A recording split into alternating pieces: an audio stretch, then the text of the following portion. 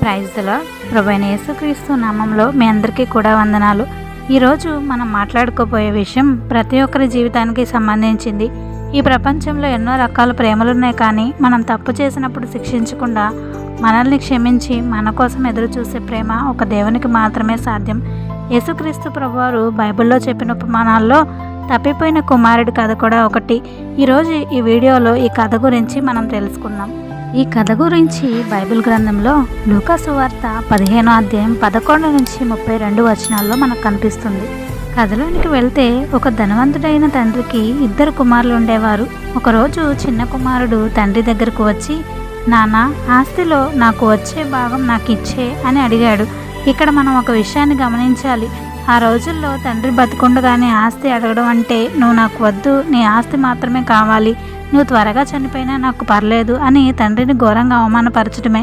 కానీ ఆ తండ్రి కొడుకును బలవంతంగా ఆపలేదు. ఎందుకంటే దేవుడు మనుషులకు స్వేచ్ఛా చిత్తాన్ని ఇచ్చాడు. బలవంతంగా చూపించేది ప్రేమ కాదు. తండ్రి ఎంతో బాధతో తన ఆస్తిని పంచి ఇచ్చాడు. చిన్న కొడుకు ఆ డబ్బు తీసుకొని తండ్రి కళ్ళ ముందే ఉండడం ఇష్టం లేక చాలా దూర దేశాలకు ప్రయాణమయ్యాడు. మన జీవితాల్లో కూడా దేవుని నియమాలు, తల్లిదండ్రుల మాటలు మనకు బందీలుగా అనిపించినప్పుడు మనం కూడా ఇలాంటి తప్పుడు నిర్ణయాలే తీసుకుంటాం. దూరదేశాలకు వెళ్ళిన చిన్న కుమారుడికి తిరుగు లేకుండా పోయింది. డబ్బుంది, యవ్వనముంది, అడిగే నాదుడు లేడు. దాంతో అతను జల్సాలు, వ్యభిచారం, తాగుడు, జూదంలో పడిపోయాడు. అతని చుట్టూ 100 మంది స్నేహితులు చేరారు. లోకం ఇచ్చే సంతోషం ఎప్పుడూ ఇలాగే ఉంటుంది. మొదట్లో చాలా కలర్ఫుల్గా అనిపిస్తుంది, కానీ దాని ముగింపు చాలా భయంకరంగా ఉంటుంది. కొద్ది రోజుల్లోనే అతని దగ్గరున్న ఆస్తంతా కరిగిపోయింది. సరిగ్గా అదే సమయంలో ఆ దేశంలో ఘోరమైన కరువు వచ్చింది.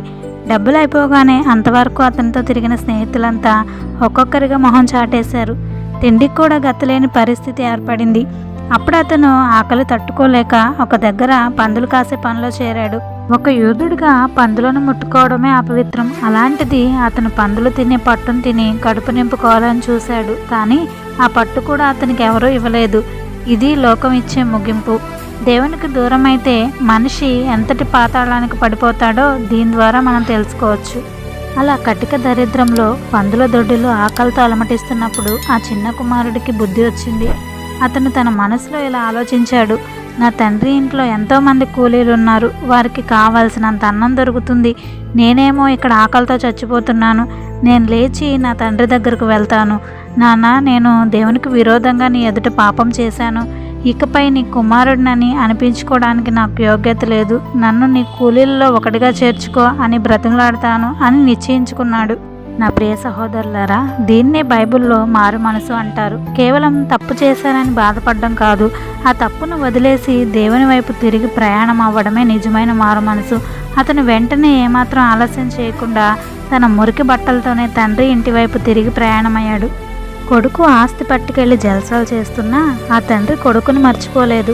ప్రతిరోజు ఇంటి అరుగు మీద నిలబడి కొడుకు ఎప్పుడొస్తాడా అని ఎదురు చూస్తూనే ఉన్నాడు.